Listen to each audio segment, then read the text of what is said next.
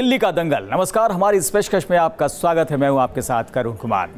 आज हम दिल्ली में नगर निगम के चुनाव के दरमियान आपको ले चलेंगे निजामुद्दीन दरगाह के दर पर, जहां हजारों लाखों लोग अपनी मुरादें लेकर आते हैं, माथा टेकते हैं।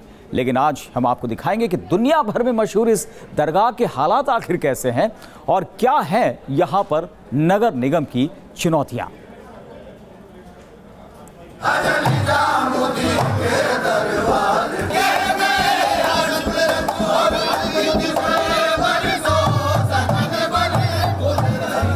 ये है निजामुद्दीन औलिया की दरगाह। यहाँ दुनिया भर से लोग जियारत के लिए आते हैं। दक्षिण दिल्ली में आने वाला ये इलाका हजारों लाखों लोगों की आस्था का केंद्र है। दिन हो या रात, दरगाह पर आने वाले लोगों की भीड़ यहाँ लगातार बनी रहती है। गीत संगीत का सूफी माहौल यहाँ आने वाले जायरीनों को सुकून के पल बख्शता है। कोई अपनी मुरादें लेकर यहाँ आता है तो कोई यहाँ अपने गुनाहों की माफ़ी के लिए औलिया के दर पर माथा टेकता है। निजामुद्दीन की ये पतली और तंग गलियाँ यहाँ एक अलग ही माहौल बनाए रखती हैं। लेकिन इन्हीं गलियों में पड़ा कूड़ा और दरगाह के पास बदइंतजामी का आलम यहाँ के दूसरे पहलुओं को भी दिखाता है। अपनी दुआओं को परवरदिगार तक पहुंचाने के लिए यहाँ जिन रास्तों से होकर जायरीन आते हैं, वो रास्ते एसडीएमसी की पोल खोलने के लिए काफ़ी हैं, जहाँ गंदगी का अंबार देखने को मिलता है। निजामुद्दीन औलिया दरगाह, ये वो दरगाह है जहाँ पर लोग अपनी मन की मुरादें लेकर आते हैं और अब नेता भी लेकर आ रहे हैं अपने मन की मुरादें। जीतना जो है, जी हाँ, दिल्ली का दंगल शुरू हो चुका है। नगर निगम के चुनावों में बस कुछ ही वक्त रह गया है, या कह सकते हैं कुछ ही दिन रह गए हैं। ऐसे में नेता अगर जीतना चाहते हैं तो लोगों की भी उम्मीदें हैं। निजामुद्दीन दरगाह पर जब लोग आते हैं तो यहाँ पर तमाम तरह की समस्याएं हैं। यहाँ पर अतिक्रमण अगर आप देख लें, यहाँ पर तार देख लें, झूलते हुए तार हैं जिससे कभी भी कुछ भी हादसा हो सकता है। गंदगी का अंबार है, पतली पतली गलियाँ हैं, तो उसकी वजह से समस्या और भी ज़्यादा बढ़ जाती है। अंदर दरगाह में चलते हैं, जो खादिम हैं उनसे बात करते हैं, यहाँ के लोगों से बात करते हैं और देखते हैं कि इस ऐतिहासिक जगह का कितना ख्याल रखा है। क्या नेताओं ने उनकी उम्मीदें पूरी की हैं और क्या है नेताओं से उम्मीदें। आइए अंदर चलते हैं और बात करते हैं। यहाँ एक और आम लोगों की परेशानी है तो दरगाह के खादिमों की भी अपनी अलग समस्याएं हैं। यहाँ पर लोगों की भीड़ की वजह से होने वाली अव्यवस्था एक सबसे बड़ी समस्या है। साथ ही दरगाह की ओर बढ़ने वाले रास्तों की साफ सफाई का मुद्दा एसडीएमसी के सामने एक बड़ी चुनौती है। चुनाव से पहले दरगाह के लोग यहाँ के उम्मीदवारों से आस लगाए बैठे हैं।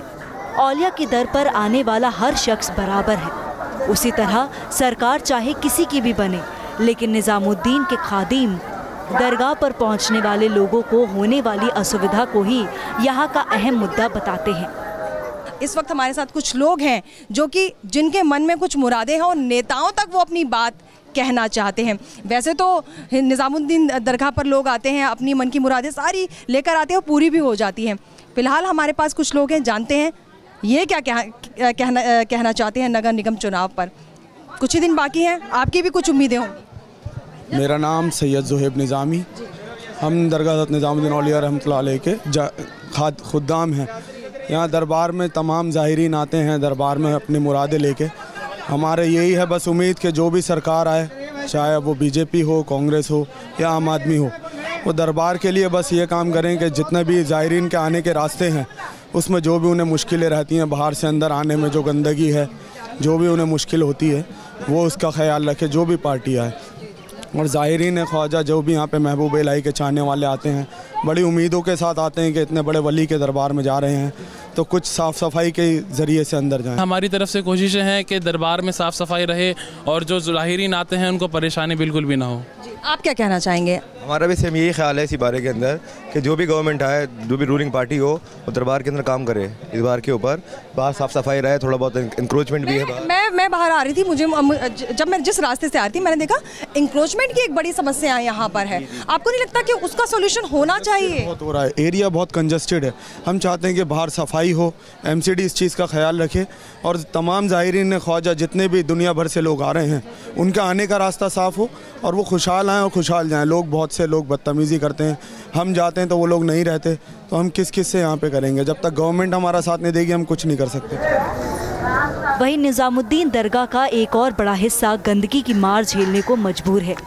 देश की विरासत में शामिल दरगाह की बावड़ी आज की चकाचौंध में अपने अस्तित्व खोती नजर आ रही है। आलम यह है कि दिन पर दिन दरगाह बावड़ी की हालत खस्ता होती जा रही है। चश्मे दिल खुशा बावड़ी बेहद खूबसूरत, अपने आप में इतिहास समेटे हुए। निजामुद्दीन औलिया दरगाह पर मौजूद हूँ। दरगाह के पीछे ये खूबसूरत बावड़ी है, हालांकि अब अपनी खूबसूरती खोती जा रही है। कई जगह से आप देख सकते हैं टूट फूट गई है, गंदगी का अंबार है। कहते हैं कि ये दरगाह निजामुद्दीन औलिया ने बनवाया था और इस पानी से चिराग को जलाया था, लेकिन अब यहाँ के पानी के क्या हालात हैं ये आप देख सकते हैं साफ। पानी में गंदगी का अंबार है, गंदगी तैर रही है। जो इमारतें हैं उनकी हालत खस्ता दिख रही है। आसपास जो लड़के हैं वो चढ़ जाते हैं ऊपर से और ऊपर से नीचे छलांग मारते हैं। यानी ये जगह अब एक तरह से कहा जाए स्विमिंग पूल बनी हुई है। गंदगी तैर रही है चारों तरफ, लोग यहाँ पर आते हैं और गंदगी का अंबार लगाकर भी चले जाते हैं। एमसीडी इलेक्शन है, नगर निगम की भी कुछ जिम्मेदारियां हैं, वो पूरी हो रही हैं नहीं हो रही हैं वो तो साफ आपको दिख रहा है। पानी का ये हाल, कहते हैं कि ये पानी 7 रंग बदलता है, यहाँ तो एक ही रंग नज़र आ रहा है। जी जी, वो इसलिए एक रंग नज़र आता है। कल मैं पूरा कूड़े की सफाई की थी। कुछ बस्ती के लड़के ऐसे हैं जो यहाँ कूड़ा लगे यहाँ जानबूझ के डाल दिया है। पूरी कूड़े हम लोग जो बच्चे नहाने आते हैं उनको फिकवाते हैं, उनको अपनी खुशी से 100-150 रुपये दे देते हैं। और ये जो कूड़ा देख रहे हैं ये जितने नहाने वाले बच्चे ये सब निकालते हैं पानी में से, और यहीं बैठ के ऊपर लोग क्या करते हैं वहीं ड्रिंक करते हैं, दारू पीते हैं, यहीं बैठ के इसमें की सिगरेट पीते हैं। हम बोलते हैं तो हम बुरा हैं। अगर ये लोग अगर बोले, अगर कुछ अगर पुलिस वाले बोले अगर, तो ये जगह कंट्रोल में रहे। ये एमसीडी इलेक्शन बिल्कुल पास है, क्या उम्मीद है नेताओं से? उम्मीद तो यही है अगर वो लोग कुछ करें अगर, तो ये गंदगी ख़त्म हो जाएगी। बस हम तो इतना चाहते हैं बस गंदगी ख़त्म हो जाएगा। ये लड़की जो बैठते हैं फालतू आकर के, यहाँ से हट जाए बिल्कुल। आसपास चल रहे निर्माण कार्यों से इस बावड़ी की हालत बेहद खराब हो चुकी है। एएसआई के मुताबिक इन इमारतों के 10 मीटर के आसपास कोई निर्माण नहीं होना चाहिए, लेकिन नियमों को ताक पर रखकर यहाँ निर्माण कार्य कराए जा रहे हैं, जो एमसीडी के लिए एक बड़ी चुनौती है। वहीं यहाँ मौजूद गंदगी का अंबार बावड़ी के लिए दूसरी सबसे बड़ी मुसीबत है। इस बावड़ी का निर्माण 1300 ईस्वी के आसपास किया गया था, जो कि 160 फुट गहरी है और इसमें हरे रंग का पानी है। लेकिन अब इसकी हालत पहले से काफ़ी बदतर हो चुकी है, जिसके लिए एमसीडी जिम्मेदार है। दिल्ली से सायरा बानू के साथ टीम न्यूज़ नेशन। और जैसा हाल दरगाह का है, कुछ वैसा ही हाल दरगाह के बाहर सजने वाले बाजारों का भी है। आइए आपको दिखाते हैं कि यहाँ के दुकानदारों की दिक्कतें क्या हैं। यहाँ सजे बाजार में कहीं आपको खुदा को भेंट करने के लिए फूल माला मिल जाएगी, तो कहीं चढ़ाने के लिए चादर। निजामुद्दीन औलिया की मज़ार पर लोग अपनी अपनी मन्नतें लेकर पहुँचते हैं। इन तंग गलियों से गुजरकर जायरीन औलिया की दरगाह तक पहुँचते हैं अपनी मुरादें लेकर। लेकिन एक मुराद ऐसी है जो सियासी फंदे में अपना दम तोड़ रही है। इन पतली पतली गलियों से होते हुए निजामुद्दीन दरगाह की तरफ जाते हैं लोग। इन्हीं गलियों का रास्ता नापते हुए अंदर ज़ियारत करने के लिए जाते हैं और निजामुद्दीन औलिया से अपने मन की मुराद मांगते हैं। लेकिन यहाँ पर तमाम परेशानियाँ हैं, पतली गलियाँ हैं, गंदगी की भी समस्या है, अतिक्रमण की भी समस्या है। अगर आपको दिखाऊँ, अब मेरे कैमरा पर्सन मुकेश से मैं कहूँगी कि वो दिखाएं कि किस तरह से यहाँ पे तारों का भी जंजाल है, यानी कि हादसा भी हो सकता है यहाँ पर। तो ये तमाम तरह की समस्या है जिस पर नेताओं को नज़र डालने की ज़रूरत है। दरगाह से सटी गलियों से जब हम गुजरे तो पता चला कि करीब हर गली में 20 दुकानें हैं। तंग गलियों में बसे इस बाजार के बीच से निकलना भी मुश्किल है, जिसके लिए अतिक्रमण को जिम्मेदार माना जा रहा है। अब तक आपको लगता है आप सेटिस्फाइड हैं, आप खुश हैं? नगर निगम ने जो काम किया है उससे आप खुश हैं क्या? यहाँ कोई काम नहीं हुआ। यहाँ तो जो कूड़ा उठ के चले जाता है बस ये हो जाता है, इसके अलावा कोई क्या काम होता है? कुछ भी काम नहीं होता यहाँ पर। मैंने देखा पतली पतली गलियाँ हैं, तार वार भी काफ़ी हैं, कभी हादसे वगैरह? बहुत ज़्यादा। लेकिन इस इलाके के रखरखाव के लिए जिम्मेदार एसडीएमसी की आंखों पर तो जैसे पट्टी बंधी है। स्थानीय लोग रोज इन खतरनाक तारों के नीचे अपना व्यापार चलाते हैं और आमजन रोज इन बिजली के तारों के नीचे से होकर गुजरते हैं। इतने तार हैं, किसी को मालूम ही नहीं किसी को क्या कर रहे हैं यहाँ पर, क्या नहीं कर रहे हैं। हादसे हो जाते हैं। ऐसी स्थिति में फिर क्या होता है? क्या होगा, खुद ही वो करते हैं, कौन आएगा यहाँ पर? प्रमुख समस्या आपको क्या लगता है कि इन गलियों की समस्या क्या है, दरगाह के आसपास की समस्या? ज़्यादा है यहाँ पर जितना क्राउड आ रहा है, जो लोग आते हैं, ज़ायरीन आते हैं, उन लोगों के लिए कुछ भी यहाँ पर इंतज़ाम नहीं होते। यहाँ गलियाँ इतनी तेज़ हैं, हम जाते निकलते हैं तो चलने का रास्ता नहीं है। समस्याओं का अंबार तो यहाँ कूड़े के ढेर की शक्ल में भी मौजूद है। जहाँ नजर दौड़ाइए वहीं गंदगी दिखती है। गंदगी के अलावा भी तमाम दूसरी दिक्कतें भी यहाँ के लोगों के लिए सिर दर्द बन चुकी हैं। गंदगी बहुत है यहाँ पे, तो साफ सफाई होनी चाहिए। मेन चीज़ यहाँ पे तार वार बहुत है, इधर एमसीडी का ध्यान ही नहीं बिल्कुल भी, साफ सफाई का ज़्यादा ध्यान दें इसको। लेकिन नेताओं से उम्मीद तो होगी कुछ आपकी? कुछ नेताओं से क्या उम्मीद रखें, आजकल तो सब वही है मैडम, सारे ही नेता वो हैं, कोई भी कुछ नहीं कर रहा मैडम। जैसा हाल दरगाह के आसपास है, कुछ वैसी ही तस्वीर दरगाह के बाहर की भी है। निजामुद्दीन स्टेशन पर हर रोज तकरीबन 3 लाख मुसाफिरों का आना जाना होता है, लेकिन स्टेशन तक जाने वाली सड़क की तस्वीर भी देख लीजिए। स्टेशन के पास अतिक्रमण को हटाने के लिए एसडीएमसी पूरी तरह बेफिक्र है। चाहे औलिया की मज़ार हो या रेलवे स्टेशन वाली रोड, निजामुद्दीन का हर कोना, हर इलाका एक जैसी ही तस्वीर बयां कर रहा है। और ये हालात तभी बदल सकते हैं जब इलाके की जनता अपने वोट का इस्तेमाल कर समझदारी से सही नेता को चुने। दिल्ली से सायरा बानो के साथ टीम न्यूज़ नेशन। और दिल्ली के दंगल में आइए अब आपको ले चलते हैं पूर्वी दिल्ली के गांधीनगर विधानसभा क्षेत्र में, जहां एक बड़े बाजार का इलाका होने की वजह से इस इलाके में लोगों की समस्याएं एमसीडी के सामने एक बहुत बड़ी चुनौती है।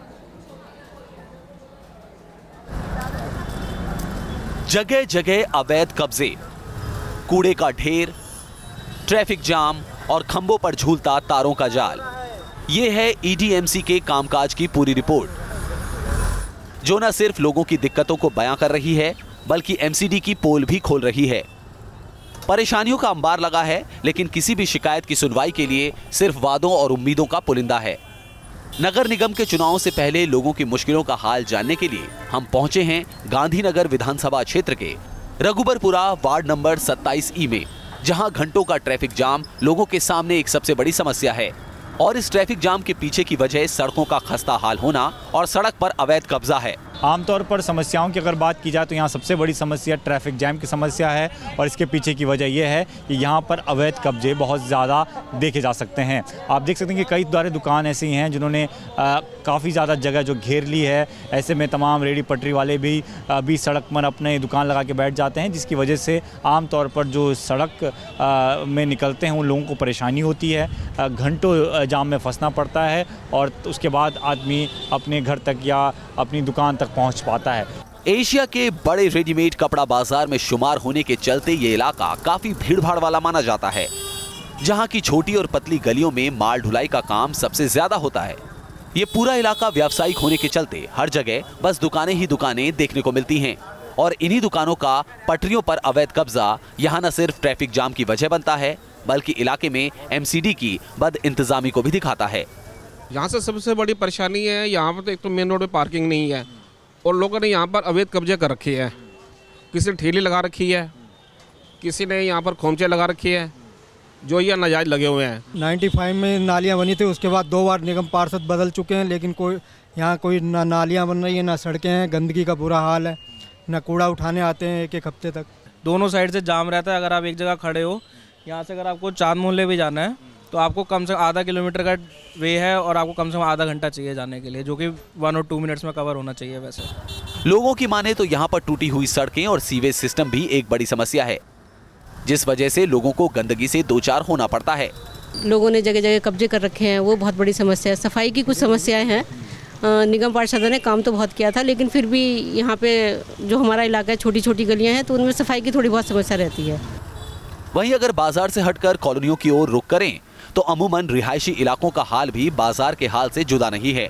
कॉलोनियों में भी सड़क, पानी और बिजली के साथ साथ सुरक्षा के इंतजाम न होना एक बड़ी परेशानी है, जिसके चलते लोगों का आरोप है कि पार्षदों से शिकायत करने के बावजूद उनकी समस्याओं पर किसी भी तरह की सुनवाई नहीं होती। आपने देखा होगा शमशान घाट से नीचे उतरते हैं, 2.5 साल की सड़क टूटी हुई है, लेकिन हम लोग बराबर उसमें टच में हैं, लेकिन कोई नहीं सुनता।